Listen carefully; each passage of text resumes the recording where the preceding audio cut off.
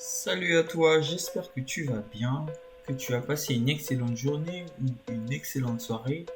L'essentiel c'est qu'au moment que tu regardes cette vidéo, tu te portes bien.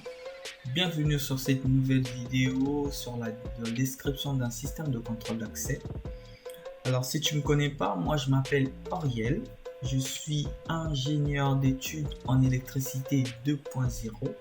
Ce que moi je considère comme l'électricité 2.0, c'est ce qu'on utilise lorsqu'on réalise des installations de contrôle d'accès, de vidéosurveillance, de alarme incendie, de alarme intrusion, de sonorisation. Alors si c'est des concepts ou des sujets qui t'intéressent, n'hésite pas à t'abonner, à activer la cloche de notification et à partager cette vidéo à des personnes que tu penses ou bien que tu sais que ça peut aider. Alors, comme tu peux le voir, nous sommes dans le cadre d'un environnement de porte avec UTL centralisé. UTL centralisé, mais pourquoi centralisé? Parce qu'il n'y a aucun de ces équipements qui n'est autonome.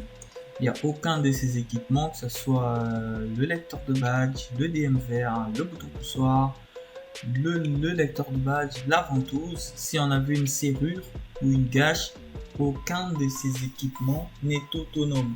Donc ils ont besoin de recevoir une commande venant d'un autre équipement. Donc et cette commande est gérée par le coffret UTL. D'où l'environnement de porte avec UTL centralisé. Parce que tout est centralisé au niveau de l'UTL. Dans cette vidéo, nous allons voir les types de câblage qui sont réalisés dans le cadre d'une installation d'un contrôle d'accès sur un environnement de porte. Parce que tu as plusieurs types de câblage, mais là nous allons voir vraiment comment on câble un lecteur de badge, comment on câble un DMVR, comment on câble un bouton poussoir, comment on câble une ventouse.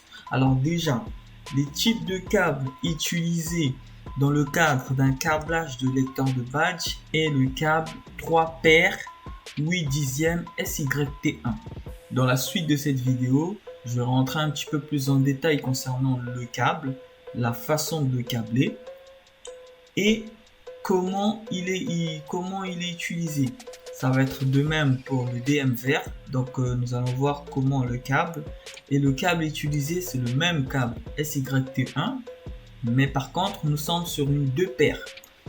Pour la ventouse, bon là j'ai mis contact d'opposition. Le contact d'opposition, c'est un équipement qui permet de dire à l'UTL que tiens, en ce moment, la porte, elle est ouverte. Voilà pourquoi on est dans l'obligation de toujours mettre un contact d'opposition. C'est une espèce de surveillance. Est-ce que la porte elle est restée longtemps ouverte ou la personne est rentrée et ensuite sortie tout de suite. Ok. Et pour la ventouse, c'est bien du 2 paires. Et le bouton poussoir qui est utilisé lorsque tu es à l'intérieur. On considère que si tu as pu rentrer dans un local protégé, donc tu n'as pas besoin d'une autorisation pour sortir vu que tu y es déjà à l'intérieur. Voilà pourquoi il y a un bouton poussoir qui permet aux gens de sortir. Lui aussi qui est câblé sur du 2 paires 8 dixièmes SYT1. Et là, pourquoi j'ai mis un autre lecteur de badge, c'est parce que tu peux avoir différents locaux où il faut badger à l'intérieur et à l'extérieur. Du fait que tu as 2 lecteurs de badge, mais aucun de ces lecteurs de badge n'est autonome. Ils ont tous besoin pour marcher optimalement d'un coffret UTL et cela constitue un environnement de porte avec UTL centralisé. Dans un système de contrôle d'accès, le câble le plus utilisé est le câble SYT1. Alors pourquoi SYT? Parce que c'est système de téléphonie. C'est un câble qui est utilisé non seulement dans la téléphonie, mais seulement déjà dans la téléphonie à haut débit. mais aussi dans la transmission des réseaux privés du style vidéosurveillance, contrôle d'accès, alarme incendie, interphonie. Donc c'est un câble qui permet d'effectuer une transmission d'informations à haut débit. Alors là, nous avons plusieurs types de câbles, de paires, pardon. Donc là, dans la vidéo, nous allons parler du câble 3 paires SYT1. Tu peux le voir dans la précédente partie de cette vidéo, il y avait aussi le 2 paires. Mais là, dans le cadre de la description du câble, nous parlons d'un 3 paires. Alors, ce câble, il est écranté en feuillage d'aluminium. Alors, l'écranté, il est à ce niveau-là. Il permet de protéger le câble contre les interférences. Et ensuite, le câble, il a une gaine PVC grise. La gaine PVC grise, elle est à ce niveau. Ça permet de protéger le câble contre les intempéries, les changements de température, la poussière et tout ce qui va avec aux alentours. Le câble, il est non propagateur de flammes pour les liaisons numériques à haut débit. Donc, supposons qu'il y a un équipement qui est raccordé avec ce câble qui prend feu, et ce câble ne peut pas transmettre le feu vers un autre équipement.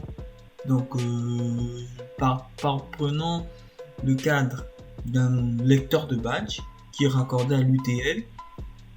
Supposons si l'UTL il prend feu par exemple, donc on ne peut pas, c'est-à-dire l'UTL ne peut pas, va se griller c'est sûr, mais le feu ne va pas se transmettre via le câble au lecteur de badge parce que le câble SYT1 il est non propagateur de flammes.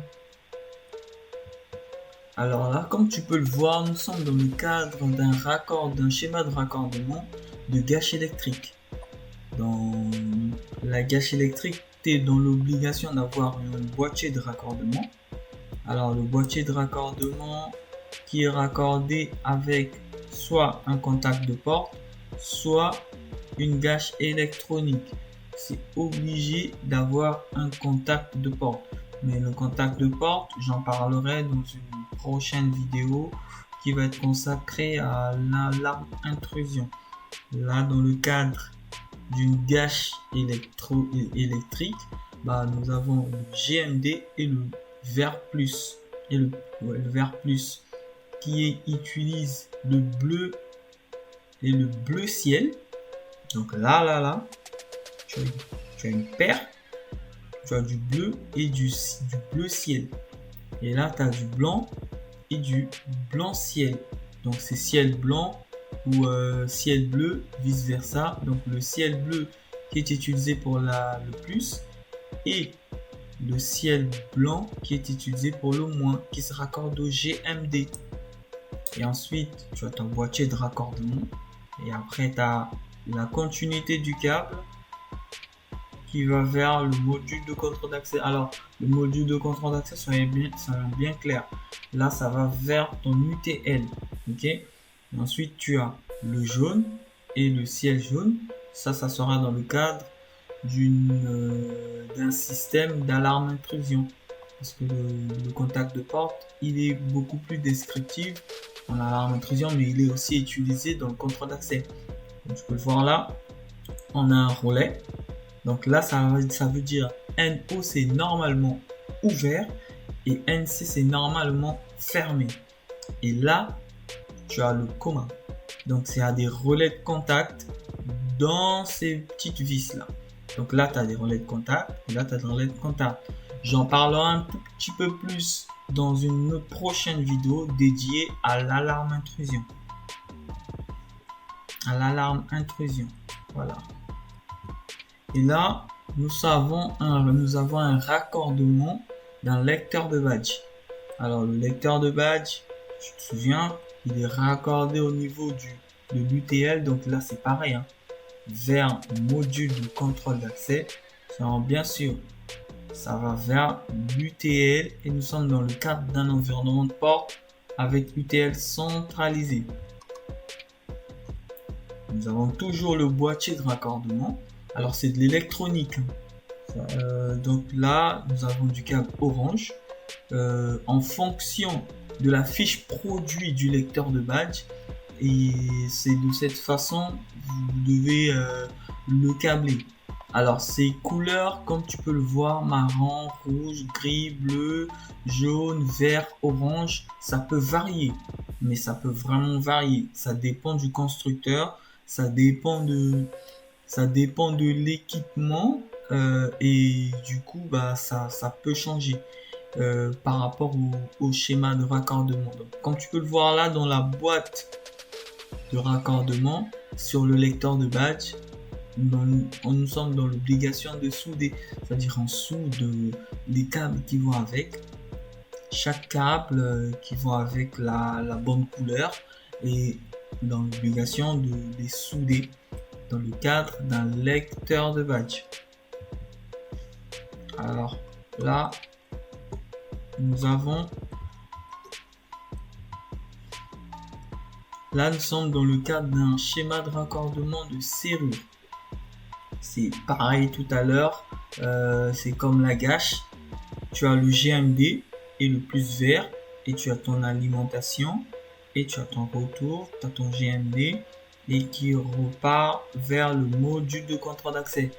Module de contrôle d'accès qui est l'UTL. Donc pareil, nous sommes dans le cadre d'un environnement de porte avec UTL centralisé. D'accord? Alors là, comme tu peux le voir, nous sommes dans le cadre d'un schéma de raccordement d'une ventouse électromagnétique. Pourquoi électromagnétique? Parce que la ventouse, elle fonctionne comme un aimant. En fait, c'est un aimant, quoi. Voilà. Tu as de l'électricité, de l'électricité qui vient l'alimenter. Tu as du courant fort, donc du courant alternatif, du courant continu qui vient l'alimenter. Et ça permet à ce que la porte soit toujours verrouillée. C'est un bien d'accord, hein. Les relais que nous voyons ici à ce niveau, ils sont à l'intérieur de la ventouse. Ils sont pas sortis comme ça au niveau de l'équipement quand tu le câbles, non. Ils sont à l'intérieur de la ventouse. Et là, nous avons le DM vert et le relais de câblage. Il se situe dans le DM vert. Alors, comme tu peux le voir, nous avons un normalement ouvert, normalement fermé, un commun. Donc le câblage il s'effectue sur ce relais, ce qui permet, tu vois, le blanc qui est utilisé pour le commun et le retour pour le normalement fermé. Donc c'est NO, normalement close, et le retour au niveau du V+. Après le GMD qui utilise le bleu, le blanc ou le blanc ciel, et ça se repart au niveau du module de contrôle d'accès. Mais attention, l'idéal c'est du moment que tu respectes le code couleur que tu ramènes dans ta boîte de raccordement, donc tu peux garder le même type de code couleur en sortie. Mais c'est toujours mieux d'avoir le même code couleur, comme ça tu ne te trompes pas, quoi. Voilà. Là nous avons le bouton poussoir qui est alimenté par le jaune, comme tu peux le voir. Tac, jaune, tac, et il retourne vers le module de contrôle d'accès. Et c'est au niveau du module de contrôle d'accès qui est l'UTL. Quand tu appuies, l'information est retranscrite au niveau du module de contrôle d'accès. Une fois qu'on est bien sûr que c'est une ouverture de porte, l'information revient, repasse par la boîte de raccordement et redescend au niveau du GMD qui permet de couper l'alimentation ou d'envoyer de l'électricité pour permettre à ce que la porte s'ouvre. Voilà un petit peu comment fonctionne un câblage d'un environnement de porte avec une ventouse. Je te remercie d'avoir regardé cette vidéo. N'hésite pas à t'abonner ou à la partager à une personne que tu penses ou que tu sais que ça peut aider. Salut et ciao!